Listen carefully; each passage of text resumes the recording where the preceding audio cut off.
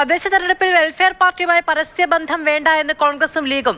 നിയമസഭാ തെരഞ്ഞെടുപ്പ് മുന്നിൽ കണ്ടുകൊണ്ടാണ് ഇങ്ങനൊരു തീരുമാനം. കോഴിക്കോട് ജില്ലാ പഞ്ചായത്തിൽ മുക്കം ഉൾപ്പെടെ പല തദ്ദേശ വാർഡുകളും UDF വെൽഫെയർ പാർട്ടി ബന്ധമുണ്ടായിരുന്നു. ഇതടക്കമാണ് ഇപ്പോൾ വിച്ഛേദിക്കാൻ തീരുമാനമെടുത്തിരിക്കുന്നത്. CK വിജയൻ വിവരങ്ങളുമായി നമ്മളോടൊപ്പം ചേരുകയാണ്. വിജയൻ, കോഴിക്കോട് 1033 ഇടത്ത്, മലപ്പുറത്ത് 1035 ഇടത്തൊക്കെ ഈ പറയുന്ന ധാരണയും സീറ്റ് വിഭജനവും ഒക്കെ ഉണ്ടായിരുന്നു. അതൊക്കെ വിച്ഛേദിക്കാനുള്ള തീരുമാനം നിയമസഭാ തെരഞ്ഞെടുപ്പിൽ തിരിച്ചടിയാകും എന്നുള്ളത് കൊണ്ടാണോ?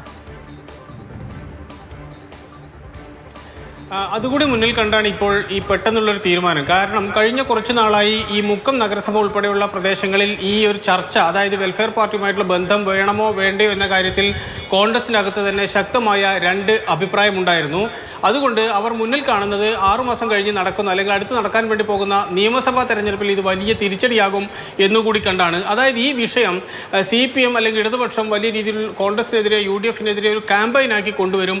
അങ്ങനെയാണെങ്കിൽ അതിനെ നേരിടാൻ ഒരുപക്ഷെ കഴിയാതെ വരും. അതുകൊണ്ടുകൂടിയാണ് ഇപ്പോൾ ഈ തദ്ദേശ തെരഞ്ഞെടുപ്പ് മുന്നിൽ എത്തി നിൽക്കുന്ന സമയത്ത് മുക്കത്തുൾപ്പെടെയുള്ള സ്ഥലങ്ങളിൽ ഒരിടത്തും വെൽഫെയർ പാർട്ടിയുമായി UDFന് പരസ്യമായ ബന്ധം വേണ്ട. മധു അപ്പോഴും നോക്കണം, പരസ്യമായ ബന്ധം വേണ്ട എന്നതാണ് തീരുമാനം. ചിലപ്പോൾ ചില വാർഡുകളിലും മറ്റും നീക്കുപോക്കുകൾ ഉണ്ടാകാനുള്ള സാധ്യതയുണ്ട് എന്നുകൂടി ഇതിൽ നിന്ന് നമുക്ക് വ്യക്തമാകും. അത് പറഞ്ഞതുപോലെ കോഴിക്കോട് ജില്ലയിൽ 33 ഇടത്തും മലപ്പുറം ജില്ലയിൽ 35 ഇടത്തും ഈ ഇത്തരത്തിൽ UDFുമായി വെൽഫെയർ പാർട്ടിക്ക് ബന്ധമുണ്ട്. അതിൽ മലപ്പുറത്ത് 25 സീറ്റുകളിൽ, വാർഡുകൾ ഉൾപ്പെടെയുള്ള 25 സീറ്റുകളിൽ അവർ വിജയിച്ചിട്ടുണ്ട്. കോഴിക്കോട് 11 സീറ്റുകളിലൊക്കെ വിജയിച്ചിട്ടുണ്ട്.